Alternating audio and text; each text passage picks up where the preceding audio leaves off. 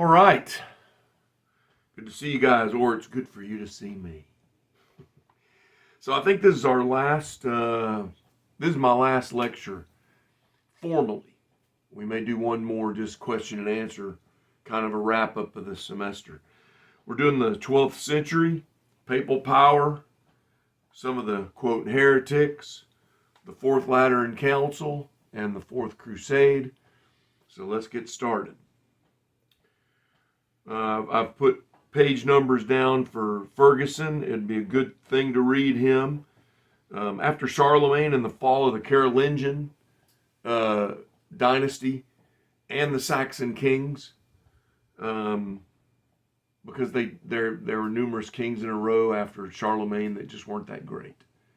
And so what happened was, in the vacuum, the papacy gained power. It's kind of the way it works. If there's a vacuum among the kings, the papacy gains power. If there's, if there's a lacking of power among the kings, the papacy gains power. If the papacy loses influence, then the kings get stronger. So it's just kind of what happens. However, in the 11th century, there were several mediocre popes, and so we had Leo IX.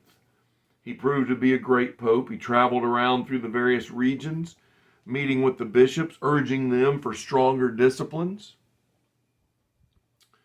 Interesting, because Leo used the donation of Constantine. Here it is coming up again, the donation of Constantine, to take over lands in the south of Italy. So that put more land, more power, more money into the hands of the church. He was at odds with the Patriarch of Constantinople, Michael Cerullius. I don't even know how to say his name. I apologize. He attacked the West for using unleavened bread in the Eucharist. He didn't like the demanding of celibacy from priests. And he didn't like it that they allowed Christians to eat blood. I think that's interesting that the East is criticizing the West for using Jewish bread in the Eucharist, yet they're not happy that because they weren't using Jewish bread. And now they're not happy because they find parishioners can eat blood pudding or whatever. So there you have it. But anyway, all of this and the Filioque helped to push the schism forward. Gregory VII and Innocent III, and I've listed their dates in the notes. These are two popes who refused to see the secular rulers as having any say with the people in their nation and how they stand towards God. Because if you might remember, Charlemagne wanted more influence with the bishops. And he demanded of the Pope, because he had leverage since he saved the Pope's life. He demanded that he call the councils, that he appoint the bishops, and he indeed did instruct bishops in reforms. So Charlemagne was interesting. Well, now Gregory VII and Innocent III, they're not going to take any of that. They're in charge of the souls of the men, of the church. They don't want the rulers to have any say. Apparently, some of the priests and clerics were getting married. And so, which I'd never heard of this, but apparently some of them were getting married. And so Innocent III laid down a strict rule. And from this time forward, no Catholic priest or cleric is going to get married. Celibacy is demanded. And interestingly enough, that's the one thing that's one of the things that the Eastern Patriarch of Constantinople did not like. And you remember, the Archbishop or the Bishop of Constantinople, Patriarch is what he called himself. That's the kind of the equivalent to the Pope in the East. Yeah. So on the death of Gregory VII, and this is interesting, a document was discovered in a pile of his writings. I think they found them when they were going through Hildebrand, the king, one of the emperors or one of the kings that Gregory dealt with, and he had written numerous letters and documents that he sent to Hildebrand. And that's where they found a trove of Gregory VII's documents. Amongst them was a document that no one had ever heard of, no one had ever seen, called the Dictatus Papae, the dictates of the Pope. And it appears that he had sent that to Hildebrand, basically to flex his muscles and say, I'm the one in charge here. So, it appears that the papacy, the Pope, became much stronger under Gregory. The Dictatus included, or Dictatus, I don't even know how to say it, I apologize. Dictatus, I never read Latin, I only know Greek. Included some 27 points, 27 canons, rules. The Pope has full power over bishops. That reflects what I just said about Charlemagne. Princes should only kiss the Pope's feet. So when they knelt before him, oftentimes people would take, not just the Pope, but a ruler, an emperor, you would take their hand, and when their left hand or their right hand, whichever hand they had their imperial ring on, and you would kiss their hand. And so Gregory VII, in his Dictates of the Pope, says princes should only kiss the Pope's feet. That's kind of demeaning, isn't it? Interesting, a show of power. And the Pope can depose emperors. So basically the Pope can get rid of emperors. That was one of his dictates. Now I'm going to include a little quotation from Earl Cairns, Christianity Through the Centuries. At the peak of papal pretension to supremacy was reached in the 22nd article of the Dictatus, with the statement that there had never been error in the Roman Church, and that, according to the Bible, it would never err. So Gregory was prepared to enforce these claims. That's a quotation out of Earl Cairns. And I've got that notated. But isn't that interesting? The idea that this 22nd dictate laid the foundation, laid the groundwork for the infallibility of the Pope in future generations. So we're seeing the papacy become stronger and stronger during this period and becoming more and more of what we all are accustomed to.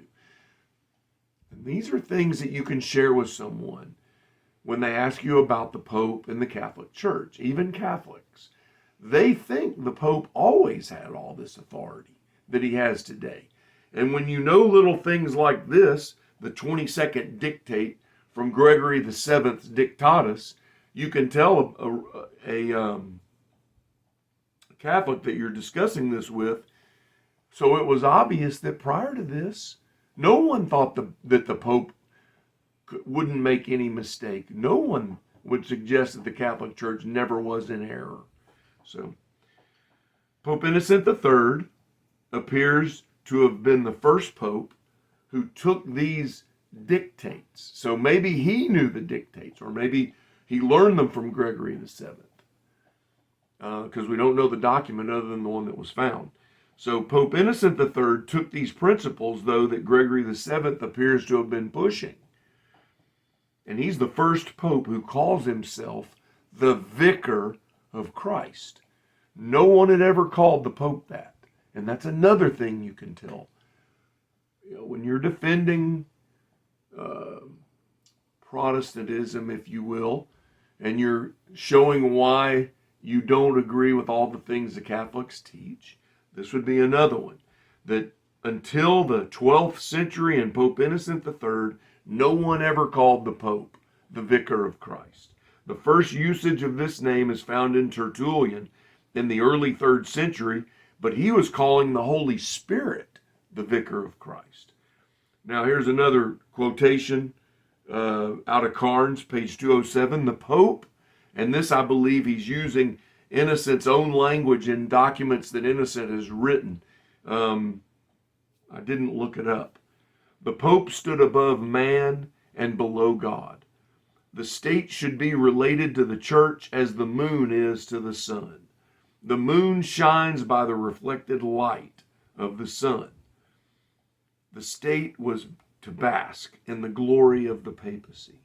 So he's kind of making it sound like, well, the state should be related to the church like the moon is to the sun, that the sun is the Pope, or the church with the Pope, and the government is the moon reflecting the light of the church. So, and to give you an example of this, the King of France, Philip, sent his wife away for no good reason.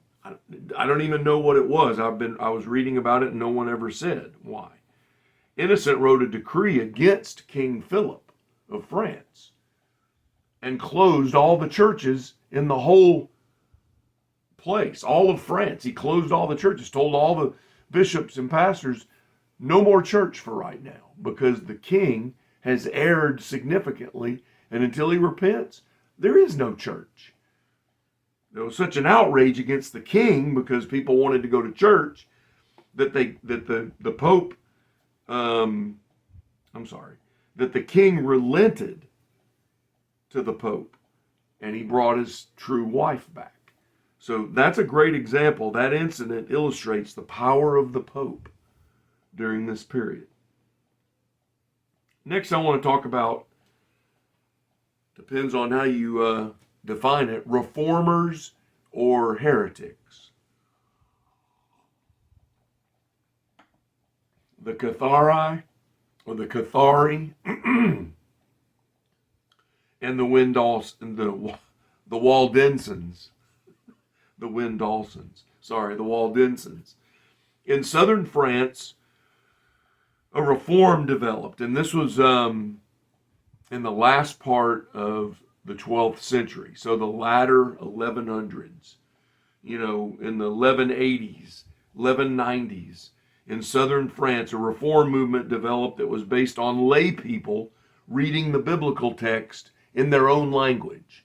So I don't know that if it was in French, I don't know what the language would have been at that point, but it was a movement that wanted everyone to be able to read in their vernacular language rather than reading from the Latin text. This illustrates that the biblical text was now beginning to be translated into the vernacular. Now, that's not a new development. When did we already heard about this happening? You might remember, I believe it was in my last lecture, when the Nordic Vikings started invading northern Europe.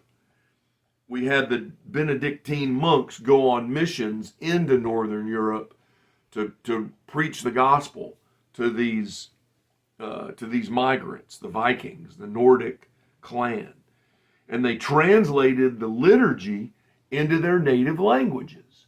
So that's the first occurrence that I remember reading about, where we have a move to translate the biblical text into the vernacular. Now you're asking yourself, yeah, but you just said it was the liturgy, not the biblical text. Well, this is something that I haven't even covered, unfortunately, but liturgy was the primary way that anyone knew the text. The liturgy was filled with biblical text, and it was their order of service, and the priest would read the liturgy, and then the people would hear it over and over again, and then there were places where they would have responsive reading, where the priest would say, glory be to God, and they would say, glory be to God back to him. But the liturgy is what they used to direct the service, and the liturgy was filled with biblical text. So here we are in this movement with the Cathari and the Waldensians, that they want the people to read the biblical text in their vernacular. And so these guys were committed to that. Now, they were called heretical movements. And one of the main reasons moving forward that the Catholic Church did not want the biblical text in the vernacular is because of this right here. Because they blamed that. They blamed the heretical movements on that. Now, you'll see that that's not the case. But that's what the Catholics claimed. The Cathari had some really strange Gnostic beliefs. They believed in a strict dualism, that the physical world of the flesh is evil, You guys remember this. This is from the Gnostic period that you've heard this before. And only the spiritual realm is good. And that's what the Cathari believed. They had a division in their congregations, the perfect ones and the regular worshipers. The perfect ones had to abstain from, they held a very rigorous lifestyle. They had to abstain from various foods, from meat, from eggs. The reading I did not mention wine, but I would guess it means wine as well. Wine or beer, depending on what they wanted. They had to abstain from all sexual relations. Even the married couples in the Cathari were not allowed, or I'm not saying they weren't allowed, but if they wanted to be in the perfect clan, they couldn't have sex in marriage. Now you and we all think that's crazy. It is crazy. They rejected all the sacraments, especially the Eucharist. Why? Why just the Eucharist? Because it mentions the body and the blood of Jesus. And for them, that's like anathema. Because the body and the blood is flesh, is evil. It's part of the world of the demiurge. And they rejected hell and purgatory. So they were considered heretics. And by my reading, they probably deserved that label. Because they looked a lot like the Gnostics. What about the Waldensians? The Waldensians were founded by Peter Waldo. He had been a rich landowner. He sold all of his properties, put his wife in a convent so she was cared for, made sure the convent had enough money that they would agree to live, take care of her. And then he left his work and his occupation and went about preaching the gospel. God apparently got a hold of Peter Waldo. The Waldensians believed just about everything the Catholics did. But they didn't like how, when I say that, they believed the doctrinal stuff. But they didn't like how the papacy and the clergy had become overly concerned with material wealth and the papacy's involvement with politics. The Waldensians didn't like that. Peter Waldo did not like that. Waldo's outreach worked. He reached a lot of people through preaching in the vernacular language. See, even the priests wouldn't preach in the language of the people. They would preach in Latin. So the Mass was hard for people to even follow, I would imagine. So he reached people. People were, I'm giving my hand away. I think the Waldensians were Christians. And I think he was leading people to Christ. He developed pastors. He trained clergy. He anointed men to be bishops. They had multiple churches. They were growing in southern France. The Cathari and the Waldensians laid the foundation for what would come a little bit later in the Protestant Reformation. The idea that you could actually, what it reminds me of? It reminds me of the Donatists and the Arian churches. Remember them in the 4th and 5th centuries. That's what the Waldensians reminded me of. Well, Pope Innocent III sent monks into southern France to try to win the Cathari, but it didn't work. And so what did he do? He initiated a crusade. He offered some of the rich landowners, the French nobles, he offered them land if they would rid the land of these heretics, the Cathari. And so they went after them. They killed a bunch of them. They massacred them. And even though they were decimated, and they went after Cathari and Waldensians, because the Waldensians had developed by the time this came about. Even though they were decimated, both groups, like the early Christians, went underground, and they survived. The Waldensians continue to this day in northern Italy. Northern Italy, there are Waldensian churches. I don't know what they call themselves, but that much I do know is that they've continued even to this day. Now, let me say a little bit about the Fourth Lateran Council. That's in 1215. Oh boy. I've just lost my notes. I apologize. I put a link in there to the Britannica They did a really good job on the Fourth Lateran Council. So if you want to read about it, that's where I would send you. Both of my texts were good, but I think the Britannica was really good. So anyway, it's called the Lateran Council because it's held at the Lateran Palace in Rome, where the Pope would stay. And so every council you ever read on, the Lateran Council, it's in Rome, hosted by Rome. It's counted as the 12th major ecumenical council. It's actually the greatest council before the Council of Trent in 1545. That was the council that was held in the middle of the Protestant Reformation, and that is coined as the beginning of the Catholic Reformation. The Catholic Church wanted to reform themselves. They realized that the Protestant Reformation pointed out some things that weren't right, and so they were trying to reform themselves. Now, it's debatable if they did a good job of that, but they did. They tried that. They tried to reform. Pope Innocent III, now we're going back. I just mentioned about the Council of Trent. Now we got to go back to where we were. Pope Innocent III planned the Fourth Lateran Council. He wanted it to have the widest representation ever, and he probably sustained that. More than 400 bishops, more than 800 abbots and priors attended, not to mention their clerks, their clerics. They had envoys from several European kings, and they even had representatives from King Frederick II. And what's interesting is, it was at the Fourth Lateran Council that Frederick II was anointed by the Pope to be the new emperor of the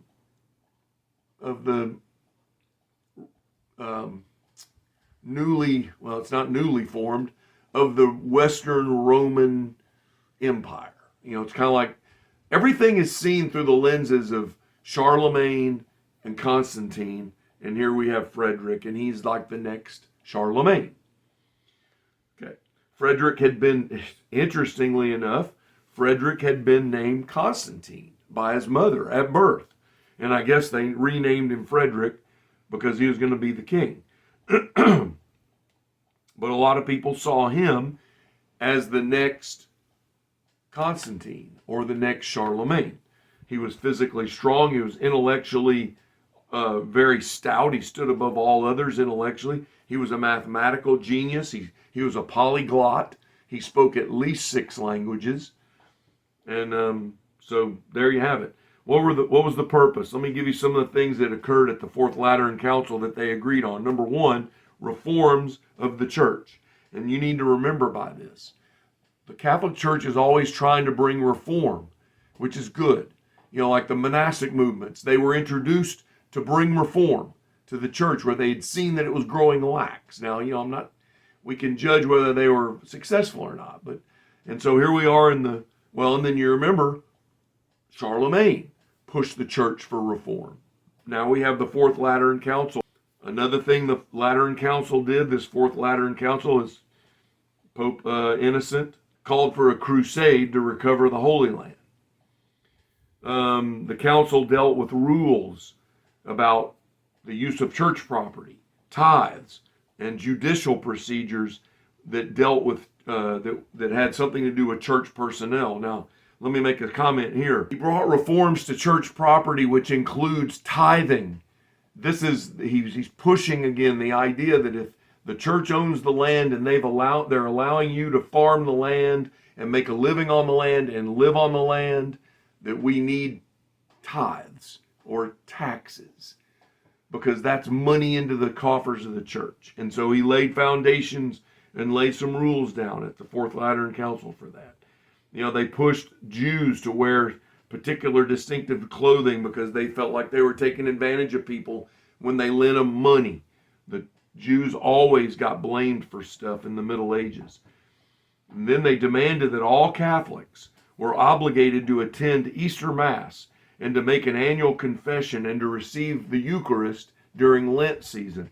This is why, to this day, Easter is huge. A lot of people, it's like a tradition that has followed Christianity. I hated it when I was a young man because I was always bothered, why are these half-hearted Christians coming for Easter, they can't ever come except Easter. And I had a really bad attitude. Once I started pastoring, I realized that Easter is the greatest day of the year, because you get people who come back to the church, and it gives you a chance to reach them. Maybe a lot of them don't come back, but it's your opportunity to share the gospel and to bring them in. At the Fourth Lateran Council, transubstantiation is made an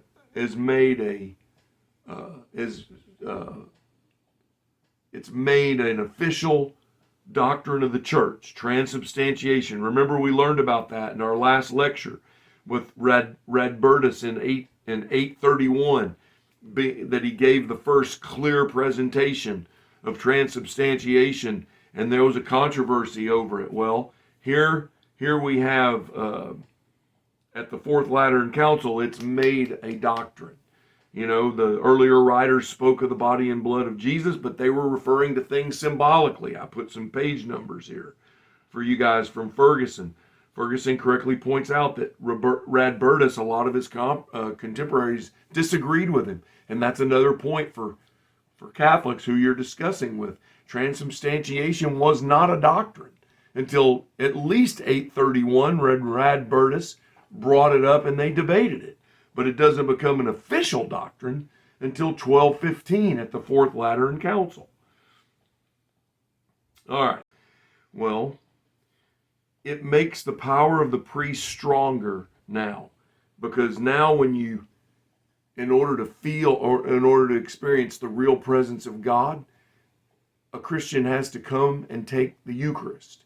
Without that, they're missing this grace by the real presence of God. So transubstantiation strengthens the power of the priest and kind of strengthens the idea that you need to be in church, buddy. Don't miss the Eucharist. So anyway, so at the council, the Fourth Lateran Council, the teachings of the Cathari and the Waldensians are officially condemned. Now he's already done massacres in southern France, and they've gone underground and moved, but nonetheless, they're condemned. Innocent III also ordered a 4-year truce amongst the Christian rulers, so a new crusade could be launched to protect Jerusalem. So, hey fellas, we're not going to have any more wars here in Europe between the two of you guys. Stop killing each other so we can form a big army and go and kill the Muslims. How's that sound, everybody? I don't mean to be trite, but that's how when I read this, that's how I read it. It's kind of crazy. Yeah, no more war so we can go do a crusade. But anyway. Now, it's important to know that the Eastern churches did not attend, they didn't participate, and they don't agree with any of this. They don't agree with any of this stuff at the Fourth Lateran Council or at any other council. From now on, the Great Schism is hit, and it's over. They don't follow Rome. They don't follow the Catholic Church. They see themselves, the Eastern Church sees themselves as the true church. And the Catholic Church sees themselves as the church that Peter founded. So we're at odds, and that's the way it is even today. It never changed. So, okay, now that doesn't mean they don't think the other side is saved. I think they probably do. Although I know the Catholics think the Orthodox are saved, but I'm not sure. I'm not sure what both sides think about that. Now, the Fourth Crusade. The Fourth Lateran Council, Innocent III pushed for a Fourth Crusade, and he got his wish. However, the Fourth Crusade was a tremendous failure. It was a disaster, as several of the other crusades were. It was a disaster. The crusade was supposed to retake Egypt so that the West had a base from which they could quickly and easily go to Jerusalem if Jerusalem was in trouble and give them help. Through a series of blunders, the army ended up, they couldn't come up with all the money to get the Venetians to sail them all the way to Alexandria, and And I don't remember where, I think they must have been in Venice, and they were waiting to get the money to get on ships, boats, to get them all there. And a rich young ruler from Constantinople showed up and somehow or another convinced the guys who were leading the Crusades, and I don't remember their name, and I don't, quite frankly, think it's all that important for you to know their name. But nonetheless, this rich young ruler convinced them, come to Constantinople. I've been kicked out of the city. I'm supposed to be the king, the ruler of Constantinople, and they've done treachery against me. And he talks them into it. He promises them stuff like monies and whatever. And so they end up going to Constantinople. What a lovely idea. Let's go to the Rome of the Eastern Church and let's overrun the city. And that's what they did. So it was a mess. Soldiers who were under the promise by Innocent III of forgiveness for anything they do. They killed, they looted, they raped the women. It was a disaster. And then they installed the young man to be the new ruler. And very quickly after that, he was assassinated by another aspiring ruler. And these guys are stuck in Constantinople, but they have power because they have military strength. And now the West feels like they're in control of Constantinople. The West is now in charge of the Eastern Empire, the seat of power, for more than 50 years. It was a mess, and it ended up being a humiliation for Innocent III. It brought his power down, but it also caused great injury to the Eastern churches. They felt like they had been invaded by the West. They weren't invited. The church didn't invite them to come, and they did it anyway. And they occupied their capital city for more than 50 years. So the Eastern church struggled to forgive, and it deepened the divide of the Great Schism that happened, like 160 years prior to that. The Crusades eventually came to an end. The Waldensians were examples. I'm kind of summing things up here. The Crusades came to an end. The Waldensians were examples that would be followed by the Protestant reformers. The Protestant reformers, like the Waldensians, wanted the scriptures read in vernacular languages. They didn't like the idea that you could only read in Latin, the biblical text. So they believed, the reformers believed in the sacraments, but they weren't satisfied with the papacy and how extensive the power of Rome had become. They didn't like a lot of their doctrinal positions. They didn't like how they held a grip on people for their salvation.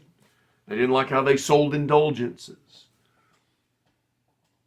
The Inquisition against the heretics that the Catholic Church used against the Cathari and the Waldensians served as an example of what they would do if you revolted against their spiritual and political power.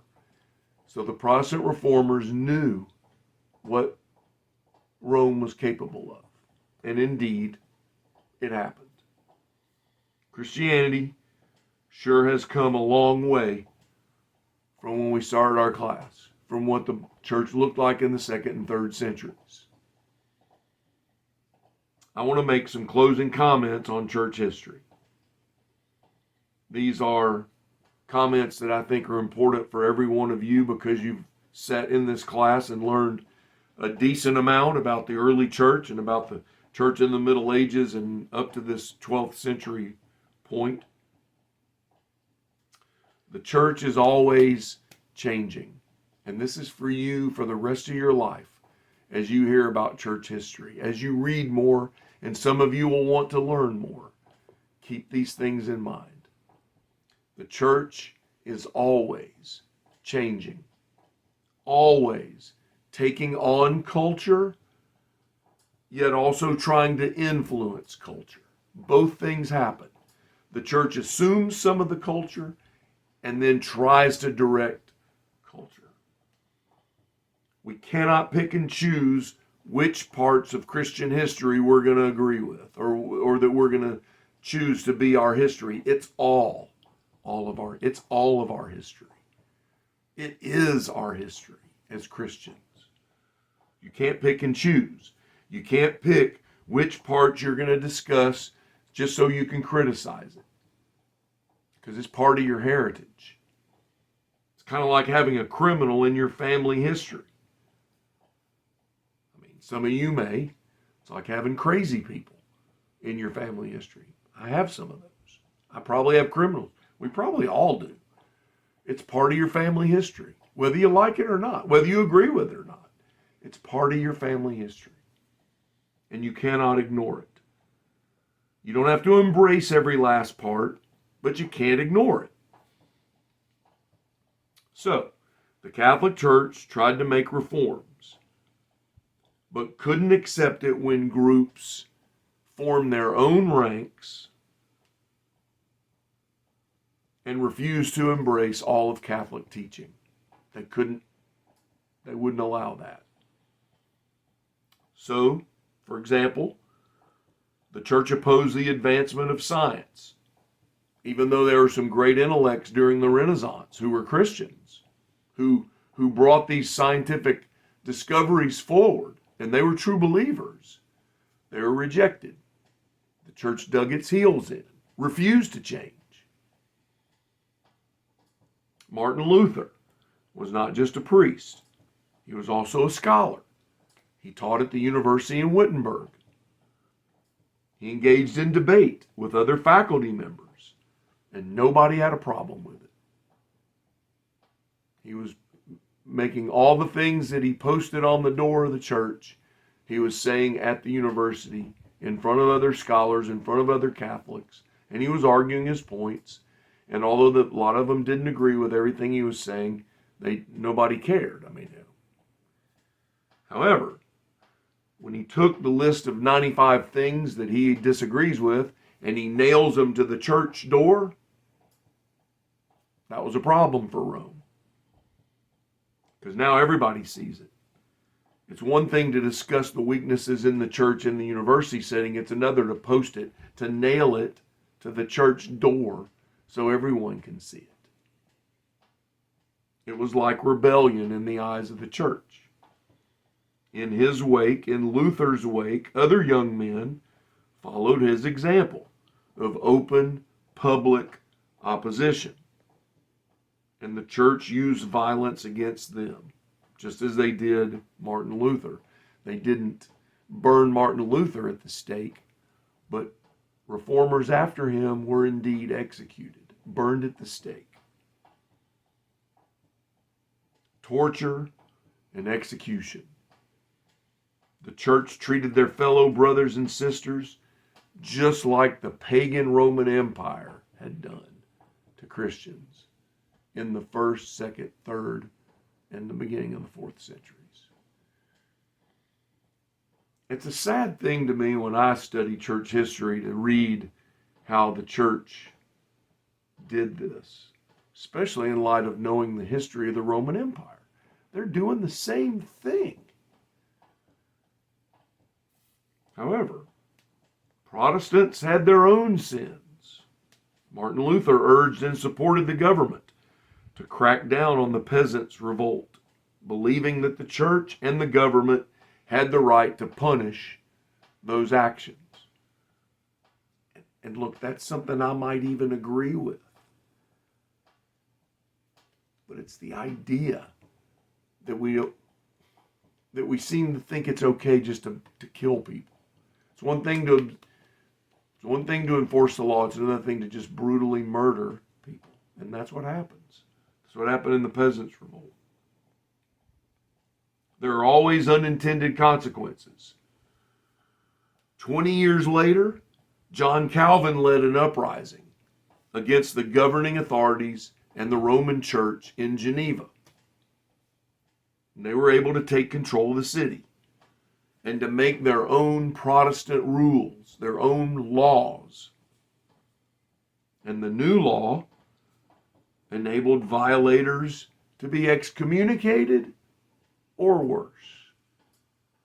So here we have the Protestants doing the same thing the Catholics were doing to them, which was the same thing the Romans did to the early Christians. More than 50 people were executed in Calvin's Geneva for breaking various Christian laws. They were executed. And they were not, it wasn't stuff that you and I would think were horrific. It was for basically dumb ethics. I mean, I'm not saying the ethics weren't Christian, they are. But you don't just kill people because they break the rules. More than 50 were executed, over 70 were sent into exile. Where were they sent? I don't know.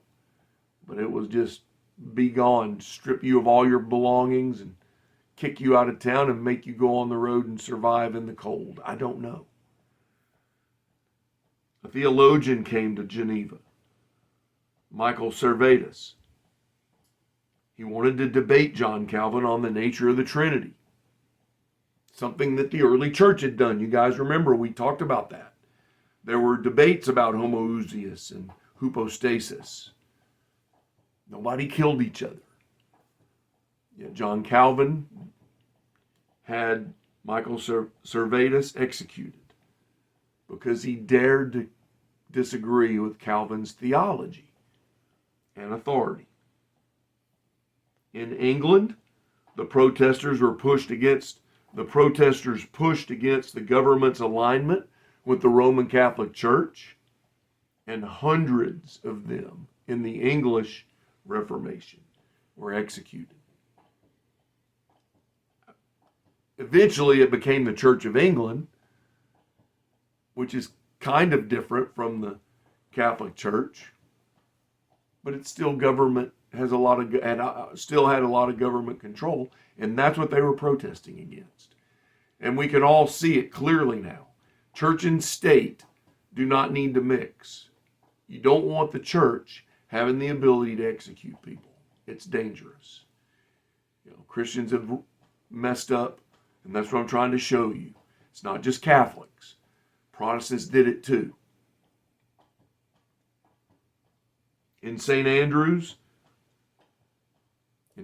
Scotland, Patrick Hamilton railed publicly against the Catholic Church. There was a cardinal that lived in St. Andrews. It was the seat of power for the Roman Catholic Church at the time in Scotland.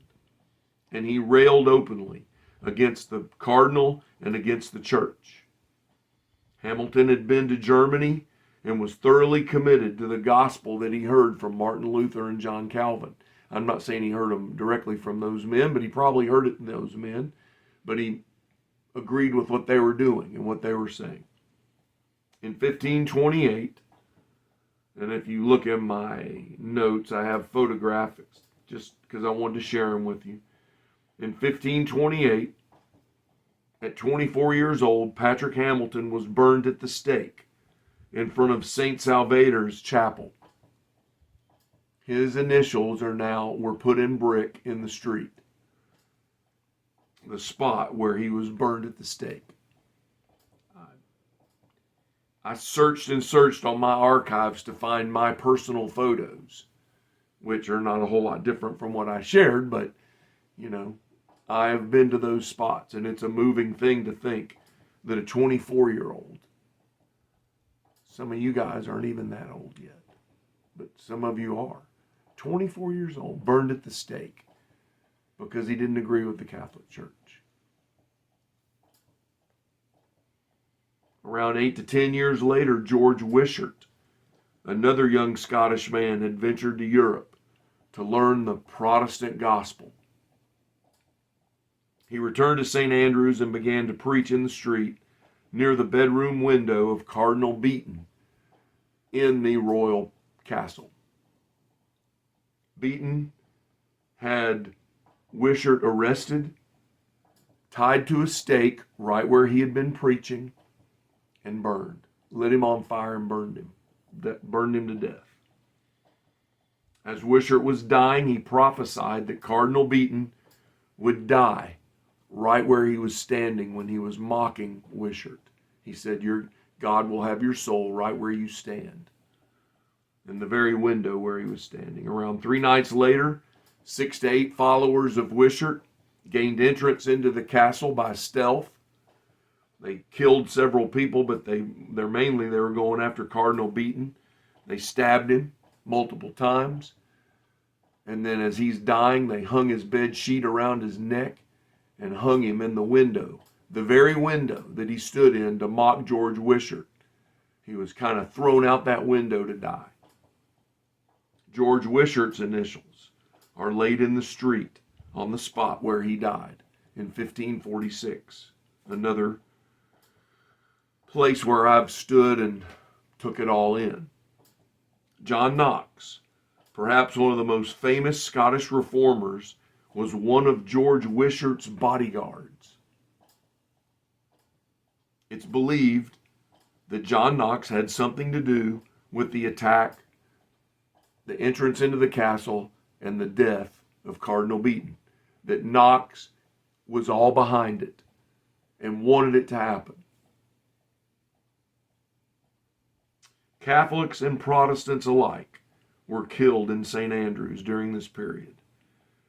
I just showed you 2 memorials of Protestant heroes, and I do think they were heroes. But it's interesting because there are no memorials for the Catholic Christians that were killed in St. Andrews. And that always bothered me. Still bothers me.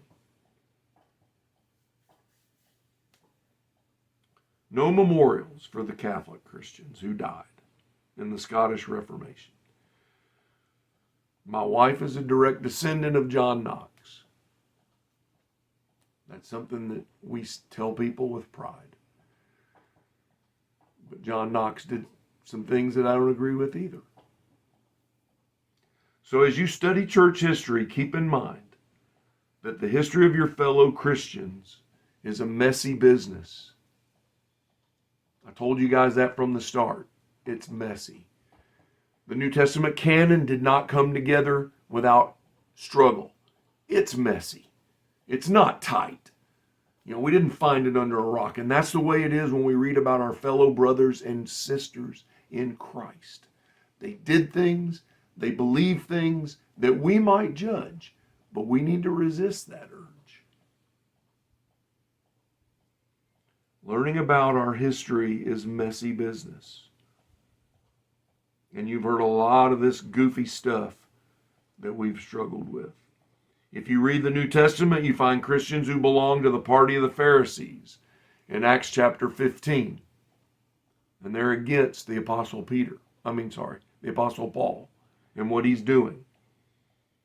In 2 Corinthians 11, Paul says, I've been constantly on the move, in danger from my fellow Jews, in danger from Gentiles, in danger from false believers, pseudo-believers. And most scholars believe that he's referencing the Jewish Pharisees who accepted Christ as their Messiah. He doesn't believe they're saved because of the way they did him, I guess. Some of these Pharisees probably beat him, stoned him, and some of them highly likely, may have been behind his arrest in Jerusalem that led to him having to appear before Caesar, which led to his execution ultimately. We have bishops in the 2nd century excommunicating each other over homoousios and hypostasis and what it means. We have bishops both arrested and imprisoned by the Romans, both of them living as martyrs in a prison cell. And they're in the same cell together. And they have such fierce argument about second repentance and who is worthy to be forgiven. And is it okay for a bishop to pronounce that someone's forgiven? And it was so fierce that they hung a curtain in their prison cell so they didn't have to see each other. And they certainly didn't want to talk to each other. bishops and pastors being sent into exile because they didn't agree 100% with church doctrine, men and women fasting to the point of starving themselves to death, men desirous to be saved because there's a sense that you're not sure if you can be, perching themselves on a column and living up on a column for years at a time, or sealing themselves into a wall, barely surviving on a little bread and water because they were so desperate to know they were saved. Predictions of the second coming all through Christian history, so that people sold all their belongings and became paupers, and then it didn't happen. Well-meaning Christians forging documents to promote a particular belief that they had. The Crusades, the Inquisitions of the Catholics against Protestants, and then the Protestants attacking and killing Catholics, and then Protestants killing other Christians because they don't agree with them. Calvinists in the U.S. to this day don't think it's a good idea for any of their young people to marry someone who doesn't believe in Calvinism, an Arminian, someone who believes in Arminian theology. Many Protestants would urge their children or people in their youth group from marrying a Catholic. They would urge them, don't do that. Yet all through this history, I just gave you a bunch of different examples that we've talked about and some that I've added just to my list of ways that the church has probably not done exactly what God would want. We have failed him in multiple places. Yet through all this history, through divisions and fights and persecutions and name callings and judging one another as not saved, through all of that, the kingdom of God has continued to move forward from one generation to the next. Through all of that, God is in control. And he uses flawed men and women like me and like you guys to reach people for his kingdom, to be saved, to come to forgiveness, to understand that he's the Messiah, Son of God, given Emmanuel, God is with us. And through all of these stupid things that we read about, God continues to be gracious to all of us and to those who don't know him yet. And he beckons them to come and join this family that we're a part of. He still loves those who don't know him. And our job remains the same. The same job that the Christians in the 2nd century had, who were willing to go in and face the lions in the Colosseum. The same God and the same faith that the monks were called to go to a foreign place that they had never been before, risking their lives, and many of them died. Many of them died from disease, and many of them were executed before people came to Christ. The same God that many of the Protestant protesters were trying to serve when they stood up against their government, and then some of them even becoming violent and fighting the government and killing for their government because they wanted Christianity to be free from government. That same God is calling us,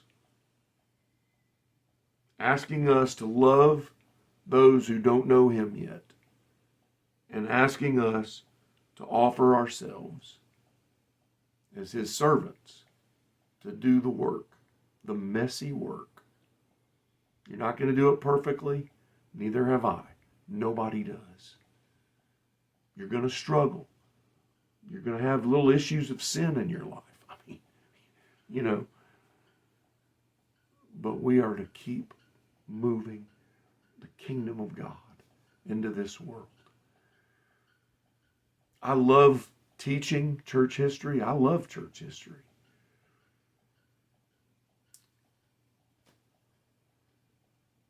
But I love serving God more than any of that. I love trying to hear his voice and do what he asks me to do.